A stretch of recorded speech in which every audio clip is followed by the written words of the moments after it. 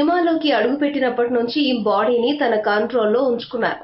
ఎలా కావాలనుకుంటే అలా మలుచుకునేవారు. ముఖ్యంగా బాహుబలి కోసం అయితే చాలా ఎక్కువగానే డైట్ పాటించారు.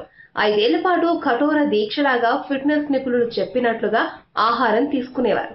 ఆ కష్టాన్ని చూసిన రాజమౌళి ప్రభాస్ కి అప్పుడప్పుడు చీటింగ్ మీల్ డే పేరుతో ఆఫర్ ఇచ్చేవారు. ఆ రోజు ఇష్టమైనవి ఎంత తిన్నా జక్కన్న అడ్డు చెప్పేవారు కాదు. అలాంటి ఓ రోజు ప్రభాస్ ఏం చేశాడంటే ఏకంగా 15 రకాల బిర్యానీలను తినేశాడంట. ఆశ్చర్యంగా ఉంది కదూ. ఇది నిజం. ఈ విషయాన్ని స్వయంగా రాజమౌళి ఓ ఇంటర్వ్యూలో వెల్లడించారు.